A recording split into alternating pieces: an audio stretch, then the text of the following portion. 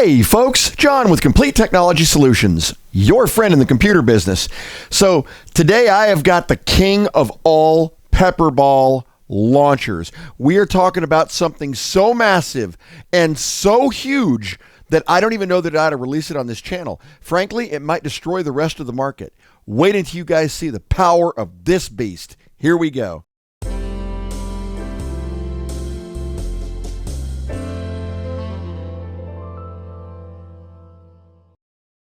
All right, guys, so I know I teased you a little bit there because I wanted you to know that we're dealing with something that is a beast. You guys ready for this? Here we go. This is the Pepperball, the Pepperball Compact Launcher.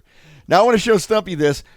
Okay, look, I know I'm teasing it because it's nowhere near as cool as any of the other Pepperball guns we've looked at. But you guys know that I am a big believer in non-lethal self-defense, and frankly, anything that gives you an edge over nothing is good. So, take a look at this, Stumpy. Here's what we got. This is a single-shot, 68 caliber Pepperball launcher. Now, here's the kicker with this thing, guys. It comes preloaded with one Pepperball in there already and one CO2 cartridge. Every time you fire it, it expends the entire cartridge on one shot.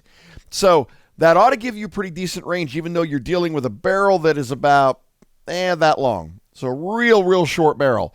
And I'm not sure how accurate it's going to be. Yes, I am. It isn't going to be accurate. But if you're close up and you're walking to your car or something like that, and somebody charges you, you might be able to get one shot off and then run. We'll see. You're certainly not going to reload it, that's for sure.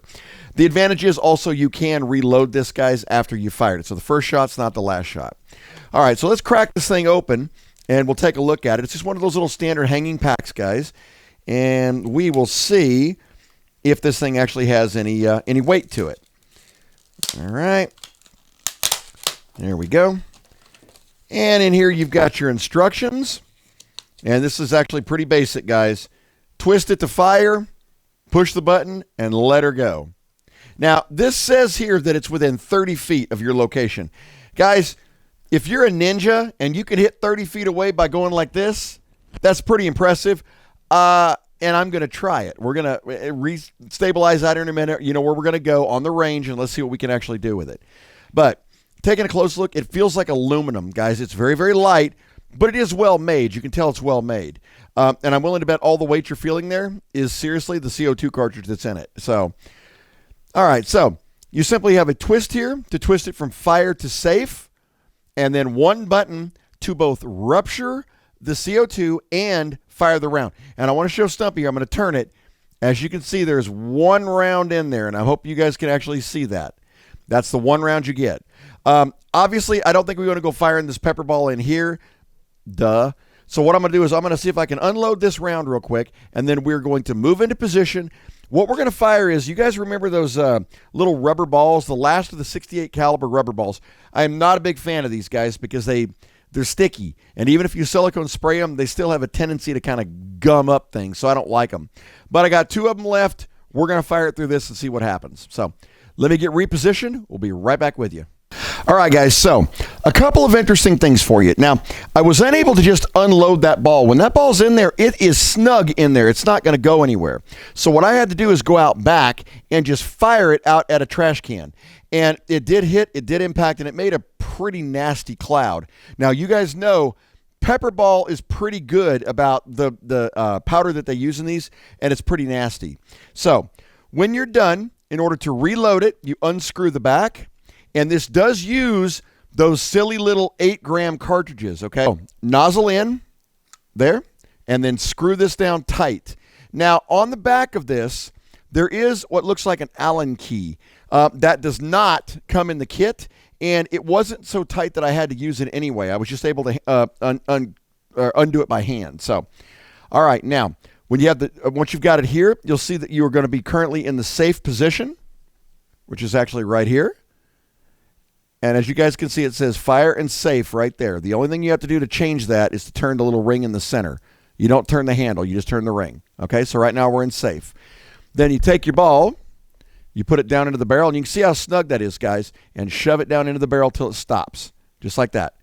Now, guys, I'm not expecting this to be accurate. All right, we're going to be honest here. I don't think it will. So let me set up a box so we can at least see if we can hit the side of a box. Okay, here we go. So we've got one hole in this box currently, guys. All right, so as long as we don't hit that hole, we should be fine. Here we go. So we're going to go ahead and we're going to take our little twisty thing and we're going to put it onto fire. There you go. And as you can see, the button is now, if you look at that, guys, there's a little notch right there. So when you put it onto fire, it opens that notch so that the button can be depressed. All right, so we're going to aim at that box. No promises. Oh, let me get my glasses here. All right, no promises. Here we go.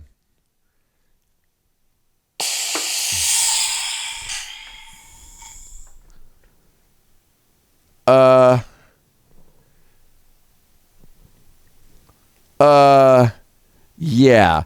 Let's hope that was a fluke. Hold on a minute. So we're going to go ahead and unscrew this. Let's get that out of here and try it again. It better be a fluke, guys. Did you see that? It just like barely rolled out of the end of the barrel there. All right, so let's get this one out. And we'll put our new one in. All right, screw her down. Guys, that was bad. Now, you know what? Let's not pass judgment. All right, let's not pass judgment yet. All right, let's go ahead. We're going to put her back on safety. There we go.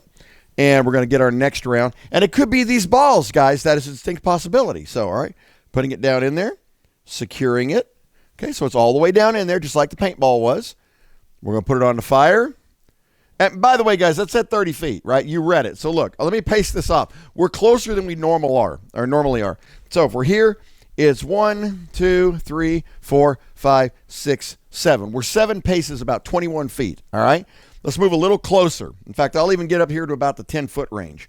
Okay, we're going to put it on the fire. We're going to give it a shot.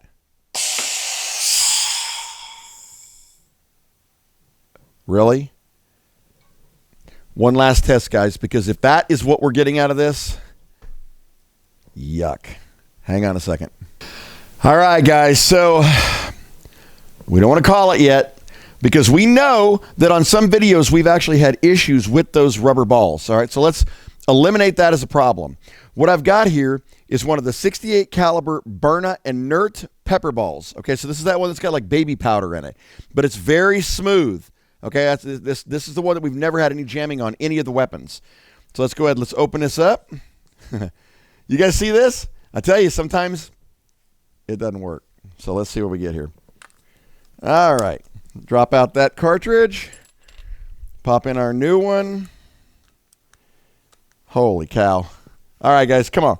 Everybody out there has got to be thinking positively here because it can't get any worse than that. Now, since we're testing this ball with one of the pepper balls, we're going to test it at the range it was intended, which is back here. All right, we're going to put the ball in there. We're going to seat it down so it doesn't fall. And now, it won't fall out, guys. That's one good thing. But if it doesn't work, what difference does it make? All right, we're going to put her on the fire. All right, guys, here we go. Oh,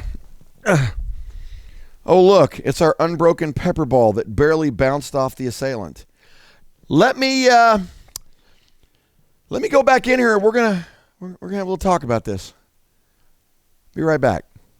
Guys, look, the proof is in the pudding. Okay, you've heard me say that 1,000 times. Very rarely do I get anything in here to review, especially when it comes to pepperball guns, that there's not something that I like about it. That ain't it. Guys, I would not suggest that you buy this. I wouldn't suggest that you give this to somebody unless you wanted to make sure that they got attacked. This is just, it's just junk. It's garbage. And that really blows my mind, guys, because, you know, Pepperball is wonderful. The company itself is fantastic. Just FYI, I tested another one of these. I just wanted to be sure that it was not the Pepperball gun, or sure it wasn't me, and that it was the Pepperball gun. The other one, when I fired the Pepperball round out of the chamber, the initial shot, the Pepperball exploded right in front of the barrel.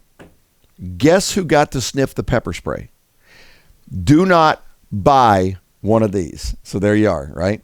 But other than that, guys, you know Pepperball stuff. Dude, the TCP is one of the best guns I've ever used, but this is just junk. I don't know why they would put their name on that. Well, what did we learn? We learned that not everything that has a big name and a big brand and a ridiculous price tag for this thing, and I will put a link down here just in case you guys want to get a giggle, is good. There you go. So you never know. Well, thank you guys for watching. Don't miss the podcast on Tuesday, and don't miss my continuing part 3 on Happy's Humble Burger Farm. I think you'll get a kick out of it. I think we missed something. We'll go back and take a look at it. Have a great week, guys. If I don't see you sooner, be safe out there. Bye-bye.